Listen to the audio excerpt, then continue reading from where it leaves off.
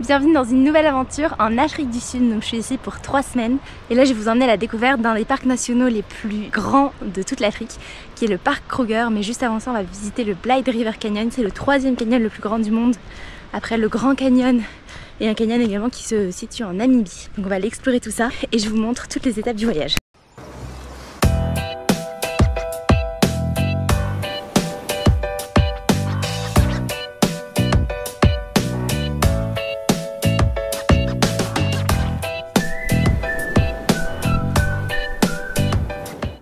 Donc pour ça, je vais rembobiner jusqu'à mon arrivée à Johannesburg où j'ai passé une journée avant de louer une voiture pour me rendre directement au Blythe River Canyon, puis au parc Kruger.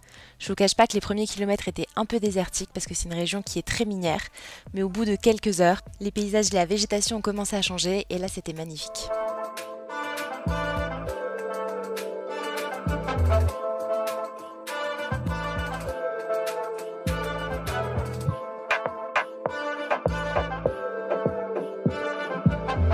Alors c'est le 3e jour en Afrique du Sud et là on est dans le Blythe River Canyon. Malheureusement aujourd'hui il y a beaucoup de brouillard, donc les 2 premiers points qu'on voulait voir qui sont The Pinnacle Rock et God Window ne sont pas visibles à cause du brouillard. Là on arrive au Berlin Falls qui sont des chutes d'eau d'une hauteur de 80 mètres qui ont été découvertes par les Allemands, d'où leur nom. C'est pas les plus impressionnantes mais au moins on les voit.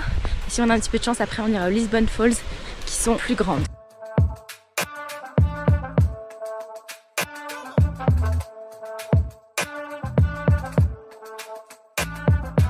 On est arrivé au Lisbon Falls et coup de chance, on voit quelque chose. Vous pouvez pas vraiment vous rendre compte parce que j'ai pas filmé les moments de brouillard puisque c'était tout simplement tout blanc. On ne voyait vraiment rien, même pas à 10 mètres. Donc c'était une journée assez compliquée mais très contente d'avoir vu ces cascades qui culminent à une hauteur de 92 mètres.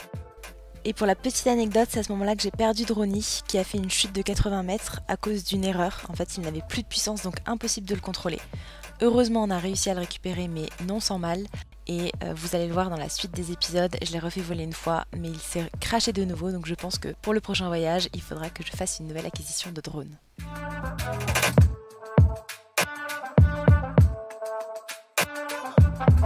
Et là je suis arrivée aux Borkal Potholes qui sont en fait des trous creusés dans la roche par 2 rivières qui se sont rencontrées et à force de tourner qui ont creusé complètement des marmites dans la roche.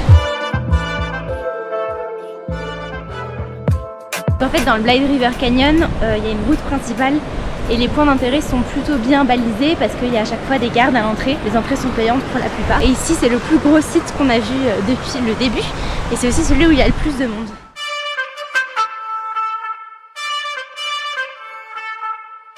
Voilà, donc là on a fait le dernier endroit très caractéristique du Blythe River Canyon qui s'appelle les Three Wonderful Viewpoints où on voit donc 3 rochers qui ressemblent à des cases africaines. Et c'est un énorme fail puisqu'on n'a rien vu. Mais j'espère que si vous visitez le Blythe River Canyon vous aurez meilleur temps parce que ça a l'air vraiment magnifique ce qu'il y a sous les nuages.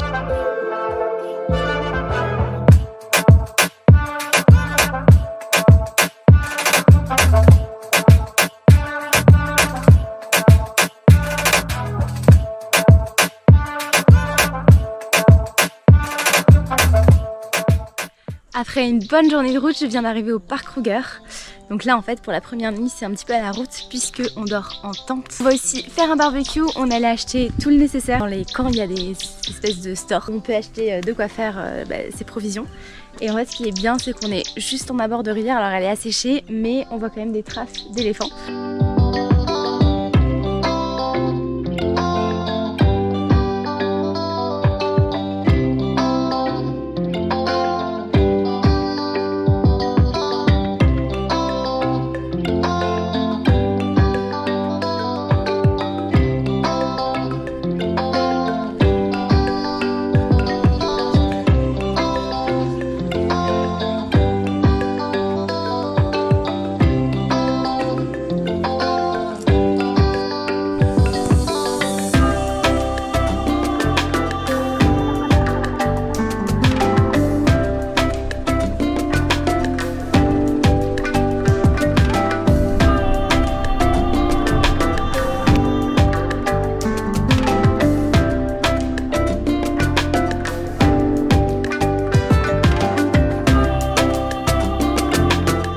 Donc ça y est, on est au Kruger Park. Donc depuis hier soir, on a déjà vu vraiment un tas d'animaux, dont 3 des Big Five, donc c'est assez incroyable. Le parc Kruger, en fait, c'est un des parcs qui est le plus étendu et avec le plus d'animaux au monde. Il a une superficie de 19 630 km, donc c'est énorme, avec 2500 km de pistes. Et on peut voir des centaines d'animaux. Donc on va l'explorer pendant 5 jours. Il y a 16 zones de végétation qui sont différentes. Et on est déjà passé à travers des paysages comme de la savane, des zones qui sont beaucoup plus boisées, des zones qui sont plus vertes. Enfin, c'est assez incroyable. Et donc là, on est devant la rivière d'Oliphant, qui est plutôt dans le nord du parc Kruger. Et derrière moi, il y a des hippopotames et un éléphant. Donc voilà, c'est aussi incroyable que ça.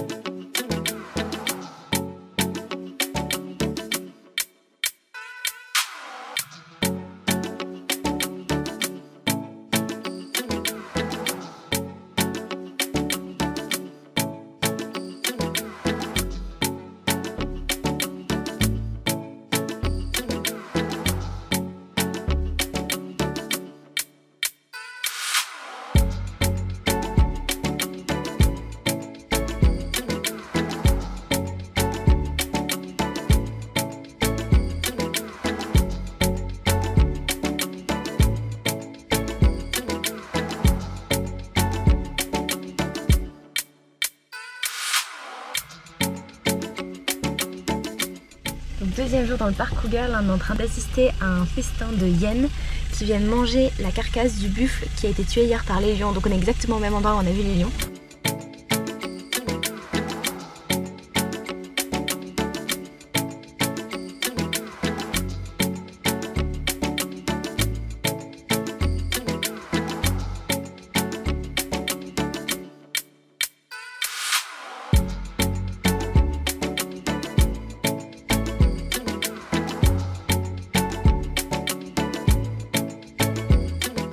Après les 2 premières nuits dans des camps publics, on a fait 2 nuits dans des lodges qui se trouvent donc dans une réserve privée à l'intérieur du parc Kruger. Et on a eu l'occasion de faire plusieurs safaris pendant ces 2 jours. Donc on laisse la voiture et on se laisse porter en restant à l'affût des animaux.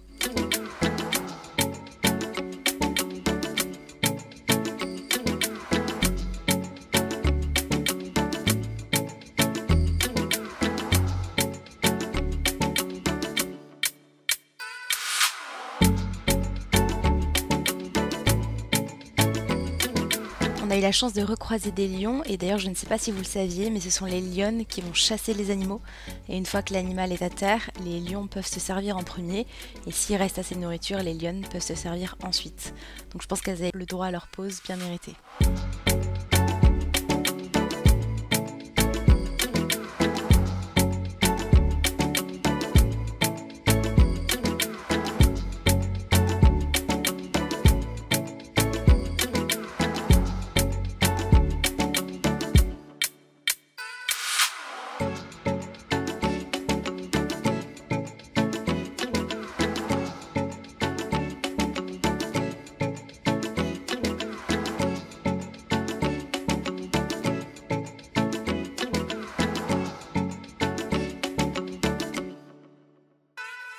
Cinquième journée dans le parc Kruger. Aujourd'hui on se dirige vers le sud et plus précisément vers Lower Saby et ensuite la sortie du parc par Crocodile Bridge. Donc là on s'est arrêté sur les aires d'autoroute locales, c'est-à-dire des camps où on peut aller boire, où il y a de quoi se restaurer, etc. Et on a passé 2 jours en private lodge, donc c'était vraiment incroyable. On a fait des safaris le matin et le soir sur des pistes, c'était vraiment trop bien. Et là on est de retour en self-driving, c'est-à-dire que c'est nous qui conduisons notre propre voiture. Et aujourd'hui on est à la recherche de léopards. Et pour le moment ça n'a pas fonctionné, mais on a quand même un très bon rythme de vue d'animaux puisqu'on voit à peu près 2 fois des lions par jour.